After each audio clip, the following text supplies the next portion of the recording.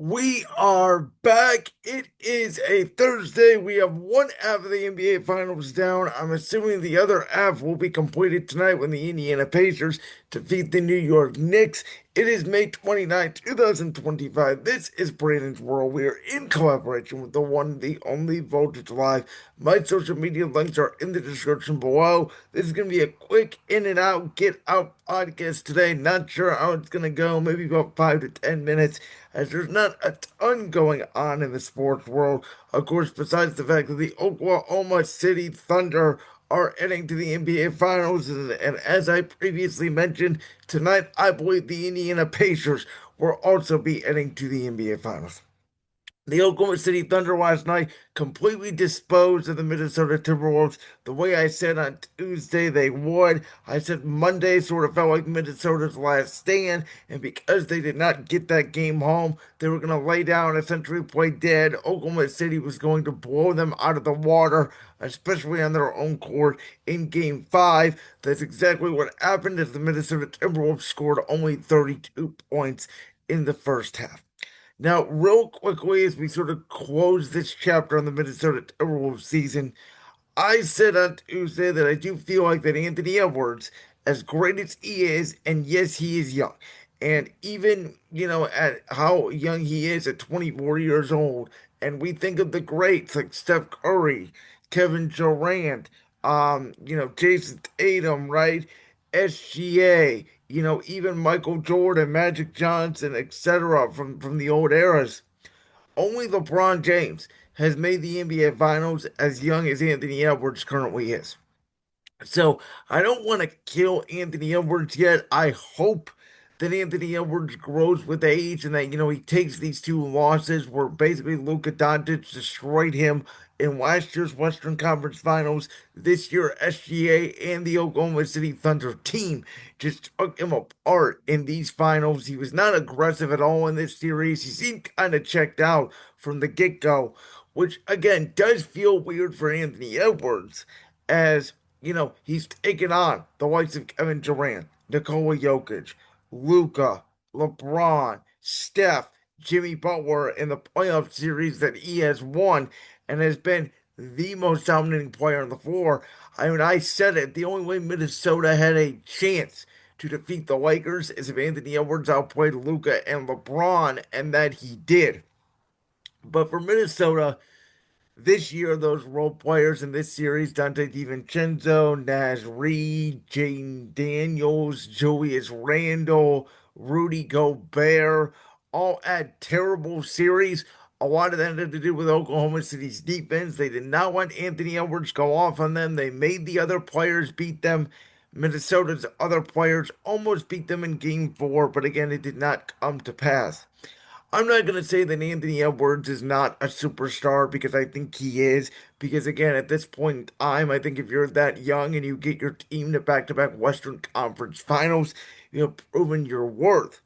But I do think we need to slow down on that Anthony Edwards is definitely the next face of the NBA. Me and Josh Unger had this debate on Championship Rings Tuesday night, which you can go check out. That link is in the description below about Ant and about him being the face of the league because Josh was saying that he has heard that people are crowning Ant the face of the league. I have not heard that. I've heard that he's in the discussion, and I certainly think again he could be because I think he's only going to get better with age. But the problem is right now Anthony Edwards is basically a front runner. Where if his team wins game 1 and he feels confident going into the series and he's got his mojo going, then he can trash talk and he can be dominant and he can take over games and he can look like Michael Jordan and all these things. And then, as the legendary Skip Bayless would say, Can't Man shows up when he doesn't feel confident, when his team's down 1-0, when he doesn't feel like he has the best team in the series, when SGA is outplaying him, when Luka Doncic last year's outplaying him. It seems like all that swag for Ant goes away. It seems like his mental health gets down. He has came out and said that he does not want to be the face of the league, which is again a little bit concerning for a young player that you don't want to take that mantle. But we'll see, in my opinion, if he grows with time. The funny thing is, listen, SGA obviously won MVP this regular season. I said, if you remember, during my initial 2024-2025 NBA predictions, I predicted the Thunder were going to win the NBA championship. Now, I did predict that they were going to win it over the Boston Celtics. I think the Knicks would beat the Celtics anyways in that series once they went up 2-0. I don't think the Jason Tatum injury had as much of an impact on that series as some people would like to believe. I think the Knicks were winning that game four and going up 3-1 anyway in that series. At that point, that game was essentially wrapped up. But I did predict the Thunder to be the going away team in the Western Conference. I predicted SGA to win not only regular season MVP, but finals MVP. And so, two down, one to go. And I still don't get the Indiana Pacers. Yes, I did underestimate them for this whole playoff run. I did predict them to beat Milwaukee because, again, I did not trust just Giannis Antetokounmpo and the Milwaukee Bucks without Damian Lillard. I thought Mike Avs in Indiana was going to be a good series, but I thought that, the Cavs would essentially, if you will, take care of business. And then, game one, Indiana comes in and shocks us in our own building, but it was really game two. Without Evan Mobley, without Darius Garland, and without DeAndre Hunter, the Cavs still have a chance to win that game. Couple missed free throws from Donovan Mitchell. Tyrese Haliburton gets the rebound, goes back out against Ty Jerome, switches that shot, and the Indiana Pacers, who had a similar comeback against the Milwaukee Bucks in Game 5 to advance, make their similar comeback against the Cavaliers in Game 2. And I think that was the moment where they realized, okay, we can do something special here. Maybe similar to the 2011 Dallas Mavericks. I had a friend compare this Indiana Pacer team to the 2011 Maverick team because that was also coached by Rick Carlisle. Of course, the Miami Heat were the big favorites. Then LeBron had the meltdown in the finals. I don't think this team, I don't know if Tyrese Haliburton is on the level of Dirk Nowitzki yet, but I think I certainly underestimated Tyrese Haliburton. I mean, the Indiana Pacers are going to go from the Eastern Conference to the NBA Finals in 2 years. Again, I just never thought of Haliburton as a superstar, but if he gets through the Eastern Conference here the way I think he will tonight, he will have knocked off in consecutive years. Giannis or Dame or however you want to put it. In Milwaukee, he would knock off Jalen Brunson, and last year I used the injuries as an excuse. Can't use that this year. And this year they went through Cleveland. So it was the best team in the East literally since day one of the regular season. So I do think I know Nick Wright from FS1 put out his quote superstar yesterday. He thinks there are 12 superstars in the league. You guys know I have said there are not. I think of a superstar that you are unequivocally, without a doubt, no hesitant, a number one on a basketball team. And I think Tyrese Haliburton, which I thought Jalen Brunson with his performance last year in the playoffs leading the Knicks, I thought he put himself on that mantle, and I think Tyrese Haliburton this year has put himself on that mantle. Whether or not Tyrese Haliburton is going to be a Hall of Famer or not, I don't know. I've talked about this before, where Miles Turner was in trade rumors for years and has stuck it out with Indiana, and now is seemingly getting rewarded.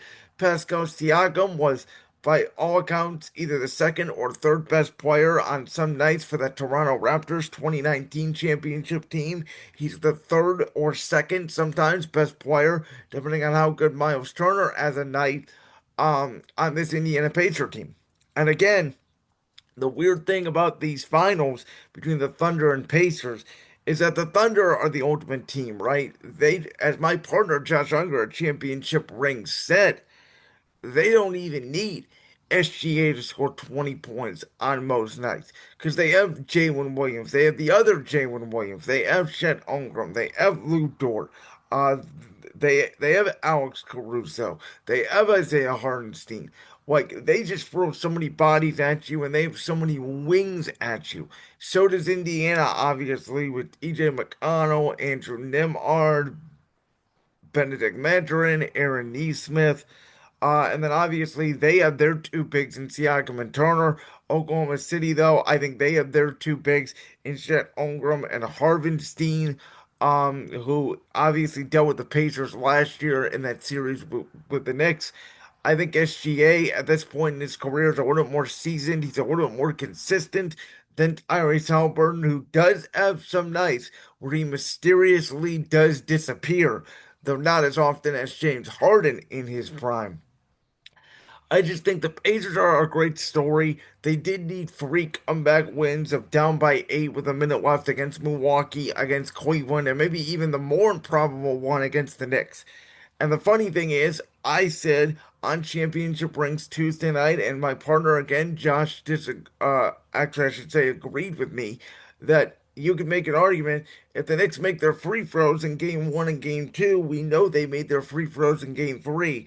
The Knicks are up, 3-1 in this series. Maybe game four is different if Indiana's down 3-0. Obviously, Opie Toppin with a big three ball to end that game. That game four, though, it always felt like between 3 and 10 points. But the Pacers, at least I thought, almost always had control.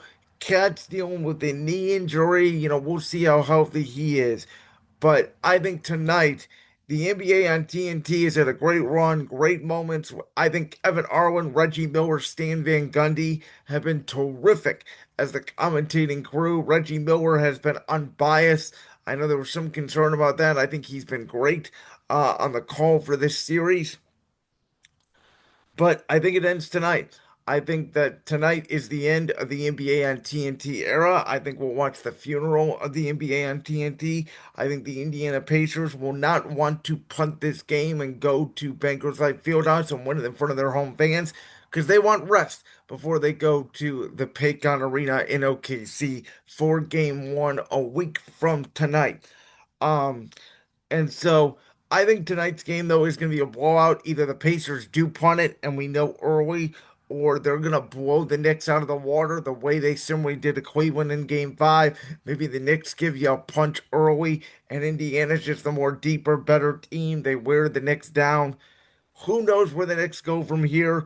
It does feel like, well, Mikal Bridges is a good player. He's been inconsistent as a scorer. You would like more from the guy that they acquired from the Nets last offseason. It feels like to me, Kevin Durant is the perfect guy for them. Now, they may have to give up Cat, which I think they'd be willing to do, though I obviously would rather give up Bridges to give Jalen Brunson a legitimate second scorer, a guy who can create his own shot.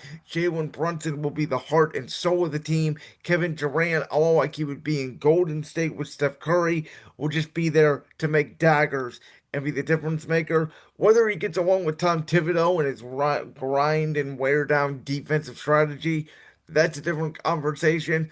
And if that's the case, maybe this could be the last playoff game Tom Thibodeau ever coaches as a New York Knicks head coach. But and again, the Knicks may say, well, Boston's not going to be that good next year with the Tatum injury. We still don't trust Cleveland. Indiana, if we just make a couple of our free throws, if we get our role players better and they make a couple more shots, we're in this. So they may just run it back. I don't know. The Knicks have had a good season. Indiana has had a almost storybook season, but I think there's had some luck to it, and I do think their luck's about to run out in the NBA Finals. I'll give my full prediction in on Thursday's show next week, but I don't know if you guys are aware of this. The NBA Finals is not out of Game 7 since 2016. I do think that streak continues. Unfortunately, this year in 2025, because let's be honest, over the last few years, the NBA playoffs have only had a couple of game sevens. Most of them have been blowouts. I think for the most part, game sevens are a little bit overrated. The better team seems to always come through the majority of the time, especially if they're at home. Um, it's why my argument is that the NBA needs to cut these first and second round playoff series to 5 games, maybe give some more breaks between the conference finals and the NBA finals so that we don't get injuries like Steph Curry, like Jason Tatum, that may have dictated different outcomes in these NBA playoffs. But that'll do. Enjoy Aunt E's funeral tonight. Enjoy the weekend, all the sports that are on, and we'll be back on Tuesday for Brandon's World, where I will be shocked if we're talking about the New York Knicks in the NBA Finals. Have a great weekend as we are now going to be into June. This is our last show of May, and peace. Like that clip from the Brands World podcast? If so, make sure you go down there and hit that subscribe button.